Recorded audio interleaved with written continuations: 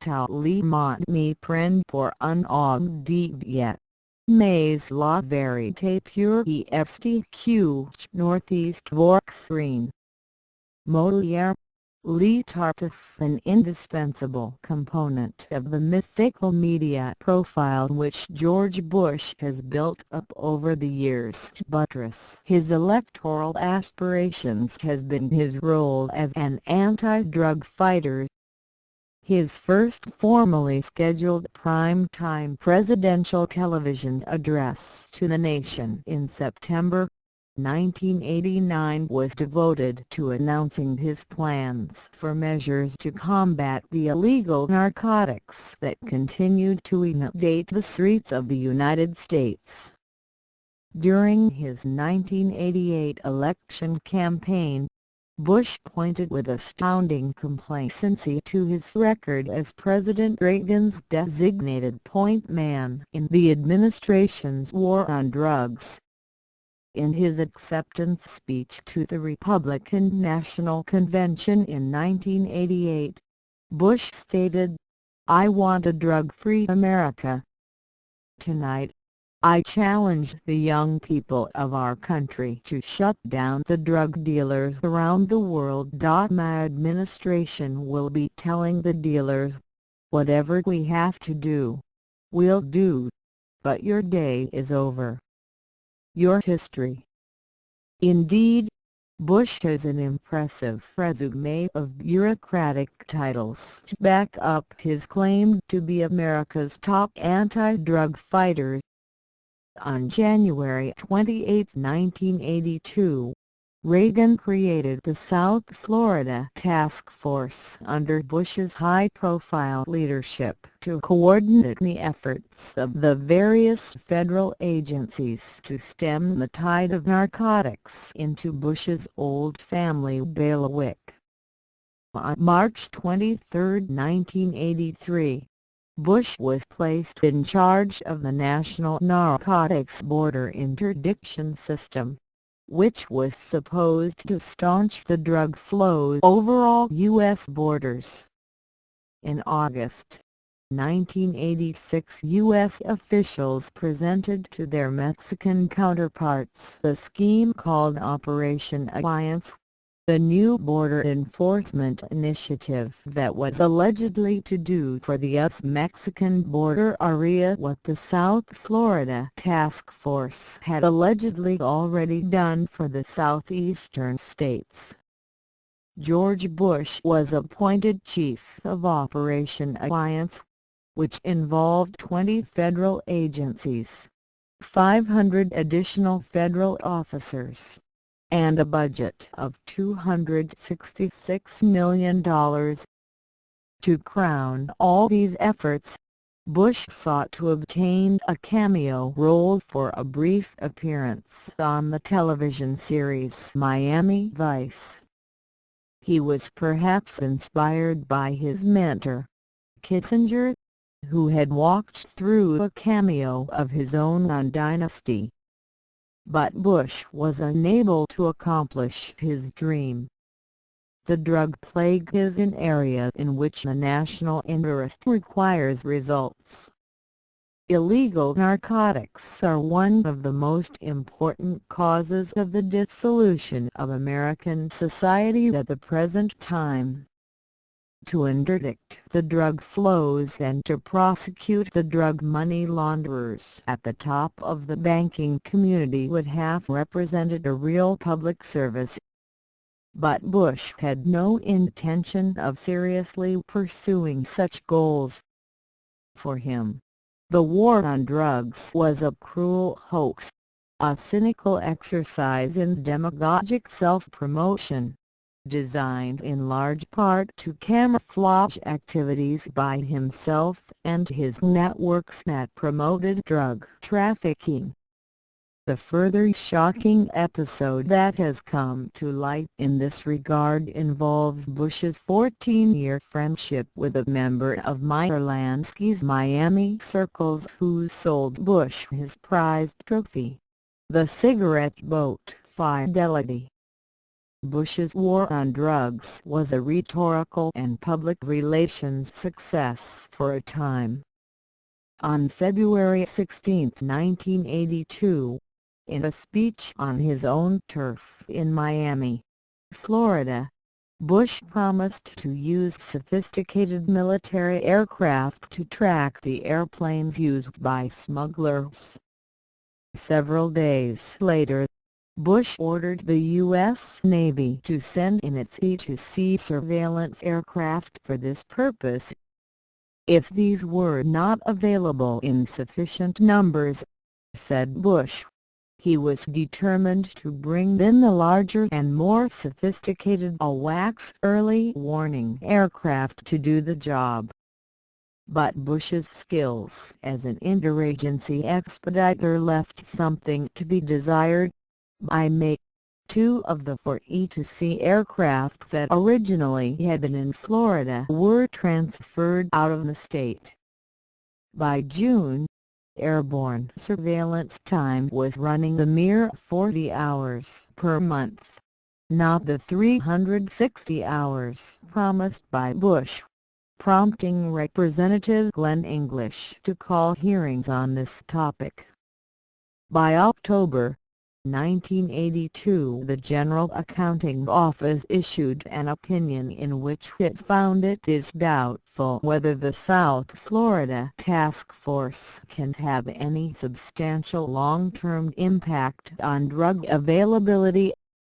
But the headlines were grabbed by Bush, who stated in 1984 that the efforts of his task force had eliminated the marijuana trade in South Florida. That was an absurd claim, but it sounded very good.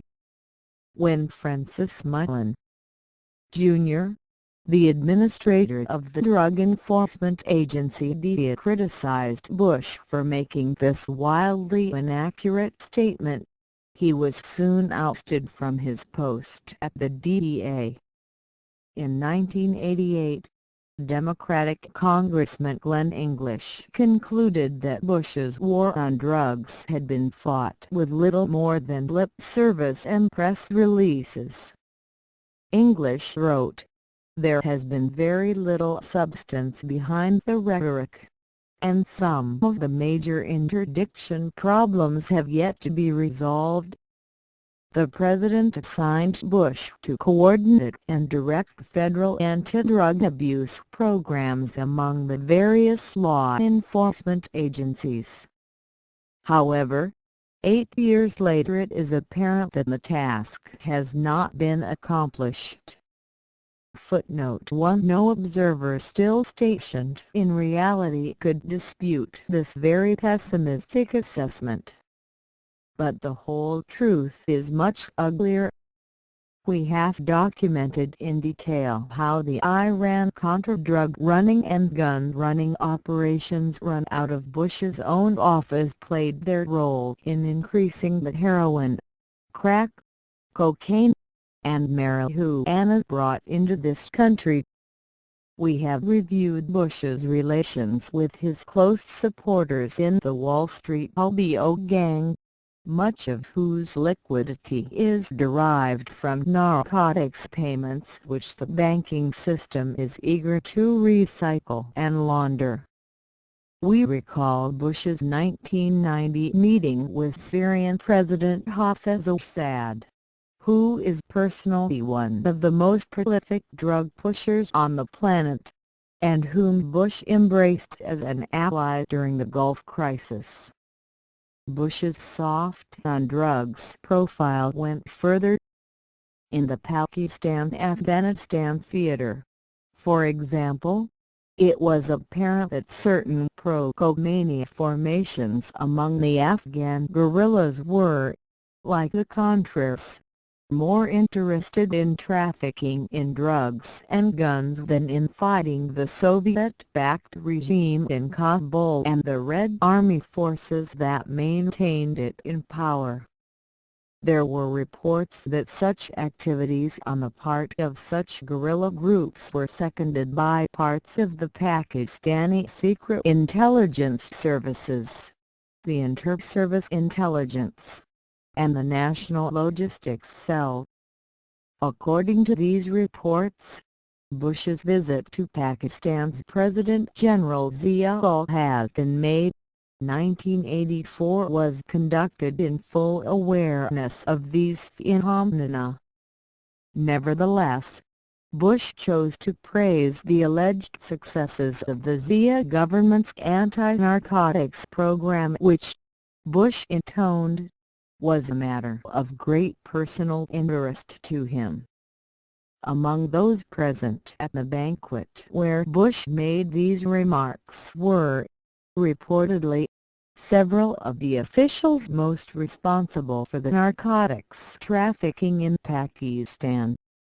Footnote: But there is an even more flagrant aspect of Bush's conduct which can be said to demolish once and for all the myth of the war on drugs and replace it with a reality so sinister that it goes beyond the imagination of most citizens. Those who followed Bush's frenetic sports activities on television are doubtless familiar with Bush's speedboat, in which he is accustomed to cavort in the waters off his estate at Walker's Point in Kennebunkport, Maine. Footnote 3: The craft in question is the Fidelity, the powered boat capable of operating on the high seas. Fidelity is a class of boat marketed under the brand name of Cigarette, a high-priced speedboat dubbed the Ferrari of the high seas. This detail should awaken our interest, since Bush's profile as an Anglo-Saxon aristocrat would normally include the genteel predilection for sailing, rather than a preference for a vulgar hot rod like Fidelity, which evokes the ethos of rum runners and smugglers. The cigarette boat Fidelity was purchased by George Bush from a certain Don Aronow. Bush reportedly met Aronow at a boat show in 1974, and decided to buy one of the cigarette boats Aronow manufactured. Aronow was one of the most celebrated and successful powerboat racers of the 1960s, and had then turned his hand to designing and building these boats. But according to at least one published account, there is compelling evidence to conclude that Aronow was a drug smuggler and suspected drug money launderer linked to the Genovese Purple Gang of New York City within the more general framework of the Myerlansky organized crime syndicate. Aronow's role in marijuana smuggling was reportedly confirmed by Bill Norris, head of the Major Narcotics Unit at the Miami U.S. Attorney's Office and thus the top federal drug prosecution official in South Florida. Footnote: For Aronow numbered among his friends and acquaintances not just Bush, but many international public figures and celebrities, many of whom had purchased the boats he built. Aronow's wife was said to be a former girlfriend of King Hussein of Jordan. Aronow was in touch with King Juan Carlos of Spain, Lord Lucan Belich and Keed, the relative of Princess Diana's mother, Sir Max Aitken, the son of British press baron Lord Beaverbrook, Prince Rainier and Princess Grace of Monaco, Eastern Airlines chairman and former astronaut Frank Borman, Kimberly-Clark heir Jim Kimberly, Alvin Malnick, one of the reputed heirs to Myerlansky and Charles Keating, later the protagonist of the Lincoln savings and loan scandal. Some of these exalted acquaintances are suggestive of strong intelligence connections as well.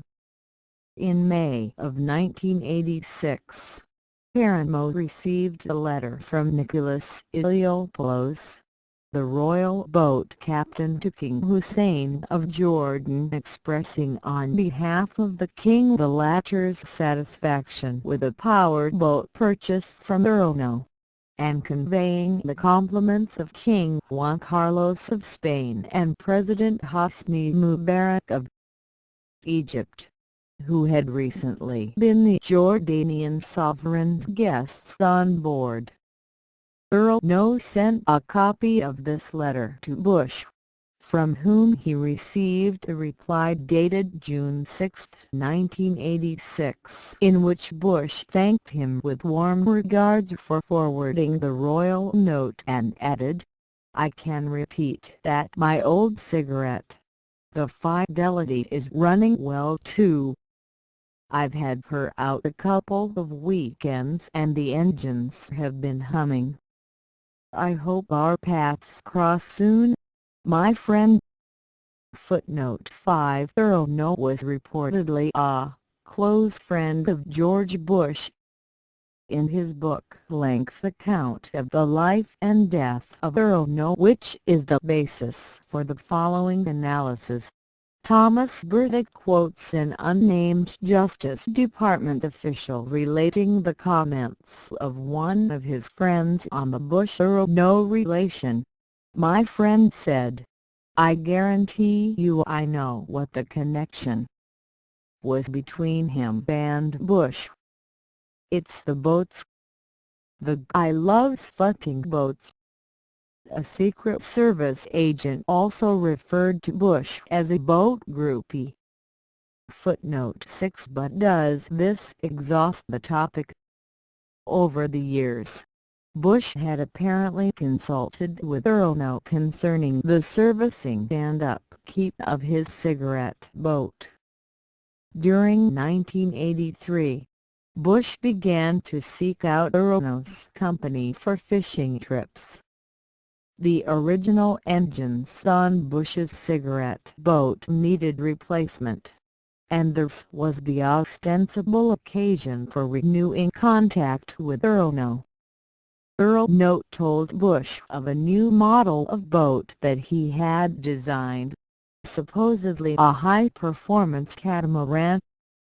Bush planned to come to Florida during the New Year's holiday for a short vacation during which he would go bone fishing with his crony Nick Brady. During this time he would also arrange to deliver an anti-drug pep talk. On January 4, 1984, George Bush rendezvoused with Don Aronow at Isla Morada in the Florida Keys. Earlier in the day, Bush had delivered one of his War on Drugs speeches at the Omni International Hotel in Miami. Bush and Brady then proceeded by motorcade to Isla Morada, where Aronow was waiting with his catamaran. Accompanied by a flotilla of Secret Service and Customs agents in cigarette boats that had been seized from drug smugglers, Bush, Brady, Aronow, and one of the latter's retainers, the catamaran proceeded through moderate swells to Miami, with White House photographers eternalizing the photo opportunity at every moment. Bush, who had donned designer racing goggles for the occasion, was allowed to take the wheel of the catamaran and seemed very thrilled and very happy. Nick Brady, sporting his own wrap-around shades, found the seas too rough for his taste. After the trip was over, Bush personally typed the following letter to Don Aronow on his vice presidential stationery, which he sent accompanied by some photographs of Bush, Aronow, Brady and the others on board the catamaran. January 14, 1984. Dear Don, here are some pretty good shots which I hope will bring back some pretty good memories. I included one signed shot in your packet for Aronow's pilot Randy Riggs. Also am enclosing a set of pictures for Willie not having his address or knowing how he spells Myers. Will you please give them to him and thank him for his part in our wonderful outing? He is quite a guy and I learned a lot from him on the way up to Miami from the Keys. Again, Don, this day was one of the greatest of my life. I love boats, always have. But ever since knowing you, that private side of my life has become ever more exciting and fulfilling. Incidentally, I didn't get to tell you, but my reliable 28-footer cigarette that is still doing just fine, no trouble at all, and the new last year engines. All the best to you and all your exciting ventures. May all your boats be sick number one, and may the Unauthorized sick be not far behind. At the end of this message, before his signature, Bush wrote in by hand, "My typing stinks."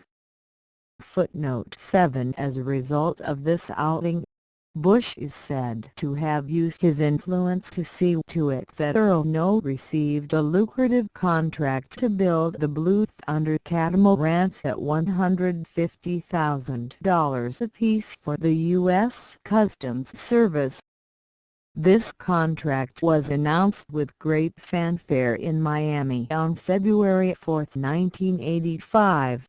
And was celebrated a week later in a public ceremony in which Florida Senator Paul Hawkins and U.S. Customs Commissioner William Von Ropp mugged for photographers together with Aronow. The government purchase was high as the first time that the customs would receive boats especially designed and built to intercept drug runners on the high seas. A big step forward in the war on drugs. This was the same George Bush who in March 1988 had stated, "I will never bargain with drug dealers on U.S. or foreign soil."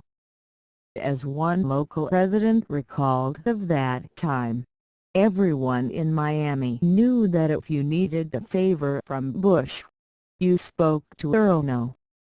Footnote 8. It was proverbial among Florida pals and power brokers that Aronow had the vice president's ear. The customs soon found that the Blue Thunder catamarans were highly unseaworthy and highly unsuitable for the task of chasing down other speedboats, including above all Aronow's earlier model cigarette boats, which were now produced by a company not controlled by Aronow. Blue Thunder was relatively slow class, capable of a top speed of only 56 miles per hour, despite the presence of twin 440 horsepower marine engines. The design of the catamaran hulls lacked any hydrodynamic advantages, and the boats were too heavy to attain sufficient lift. The stern drives were too weak for the powerful engines, leading to the problem of grenading when the drive shafts severed, which was often. The engines began to rev far beyond their red line, leading to the explosion or disintegration of the engines and the shrapnel-like scattering of red-hot steel fragments through the boat.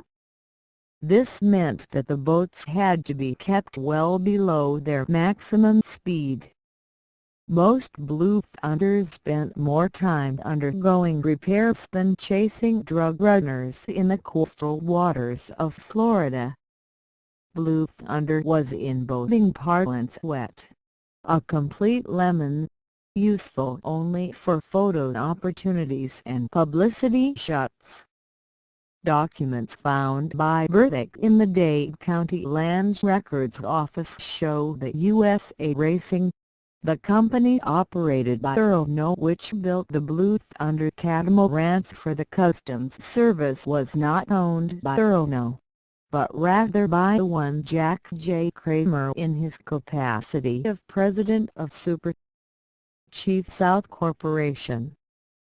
Jack Kramer had married a niece of Meyer Lansky. Jack Kramer's son Ben Kramer was thus the great-nephew and one of the putative heirs of the top boss of the U.S. crime syndicate, Meyer Lansky.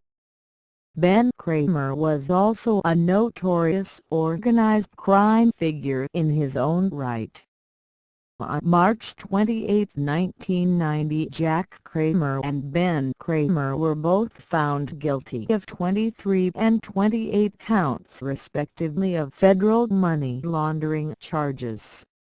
In the previous year, Ben Kramer had also been sentenced to life imprisonment without a parole for having imported £500,000 of marijuana. Bush had thus given the prime contract in waging the war on drugs to one of the leading drug smuggling and money laundering crime families in the U.S.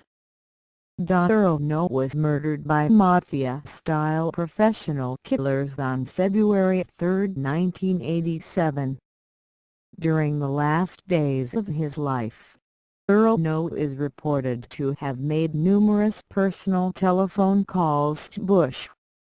Aronow had been aware that his life was in danger, and he had left a list of instructions to tell his wife what to do if anything should happen to him.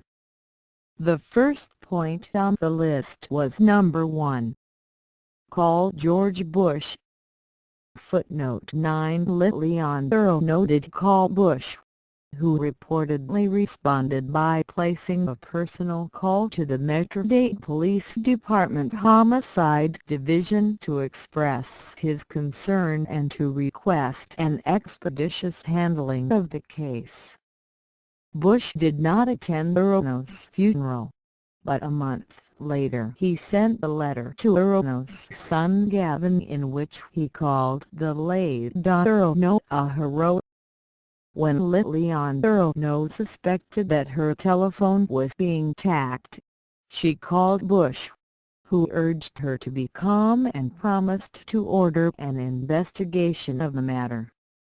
Shortly after that, the suspicious noises in Mrs. Aronow's telephone ceased. When Leon Aronow received reports that her husband might have been murdered by rogue CIA operatives or other wayward federal agents and that she herself and her children were still in danger, she shared her fears in a telephone call to Bush. Bush reportedly later called Mrs. Aronow and, as she recalled, he said to me, "Lillian, you're fine." He said that ex-CIA people are really off. That's the truth. Footnote 10. Later, Mrs. Aronow heard that General Noriega of Panama was interested in buying some of her boats, and she began to prepare a trip to Panama in the hope of generating some orders. Before her departure, she says she called Bush, who advised her against making the trip because of Noriega's involvement in bad things. Mrs. Aronow cancelled her reservations for Panama City. But in the summer of 1987, Bush snubbed Mrs. Aronow by pointedly avoiding her at a Miami dinner party. But during this same period, Bush frequently went fishing with former Aronow employee Willie Myers, whom he had mentioned in the letter cited above. According to Thomas Burdick's sources, Willie Myers was also a friend of Secretary of State George Shultz, and often expressed concern about damaging publicity for Bush and Shultz that might derive from the Aronow case. According to Thomas Burdick, Meyer says that Bush talked to him about how the vice president's staff was monitoring the Aronow investigation. Bush lamented that he did not have grounds to get federal agencies involved. "I just wish," said Bush to Myers, "that there was some federal aspect to the murder. If the killers crossed state lines, then I could get the FBI involved." Footnote 11. The form of the argument is reminiscent of the views expressed by Bush and Tony Latham during the Rhetoric case.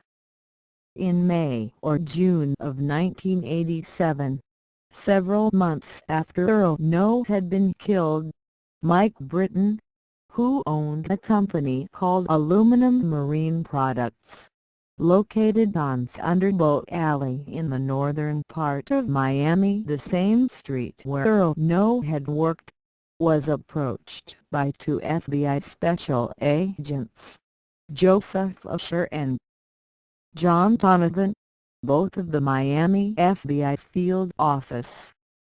They were accompanied by a third FBI man, whom they presented as a member of George Bush's staff at the National Drug Task Force in Washington, D.C. The third agent, reportedly named William Temple, had, according to the other two, come to Miami on a special mission ordered by the Vice President of the United States. As Britton told his story to Rhetoric, Special Agent Temple didn't ask about the murder or anything like that. All he wanted to know about was the merger. Footnote 12. The merger in question was the assumption of control over Aronow's company, USA Racing, by the Kramer's Super Chief South, which meant that a key contract in the Bush War on Drugs had been awarded to a company controlled by persons who would later be convicted for marijuana smuggling and money laundering. Many of the FBI questions focused on this connection between Aronow and Kramer.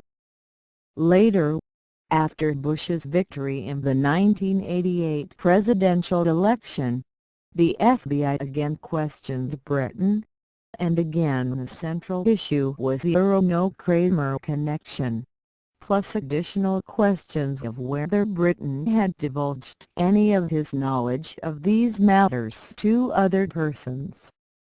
A possible conclusion was that a damage control operation in favor of Bush was in progress. Tommy Teagle, an ex-convict interviewed by Rhetoric, said he feared that George Bush would have him killed because information in his possession would implicate Jeb Bush in cocaine smuggling. Teagle's story was that Aronow and Jeb Bush had been partners in cocaine trafficking and were $2.5 million in debt to their Colombian suppliers. Dr. Robert Magoon, a friend of Aronow, is quoted in the same location as having heard a similar report. But Teagle rapidly changed his story. Footnote 3. Ultimately, an imprisoned convict was indicted for the murder of Aronow, but the circumstances of the murder remain highly suspect. Starting in 1985, and with special intensity during 1987–88, more than 24 persons involved in various aspects of the Iran-Contra gun running and drug running operation met their deaths. At the same time, other persons knowledgeable about Iran-Contra, but one or more steps removed from eyewitness knowledge of these operations, have been subjected to campaigns of discrediting and slander, often associated with indictments on a variety of charges which often stemmed from the Iran-Contra operations themselves. Above and beyond the details of each particular case, the overall pattern of these deaths strongly suggests that they are coherent with a damage control operation by the networks involved, a damage control operation that has concentrated on liquidating those individuals whose testimony might prove to be most damning to the leading personalities of these networks. The death of Don Aronow occurred within the time frame of this general process of amputation and cauterization of the Iran-Contra and related networks. Many aspects of Aronow's life suggest that his assassination may have been a product of the same damage control logic.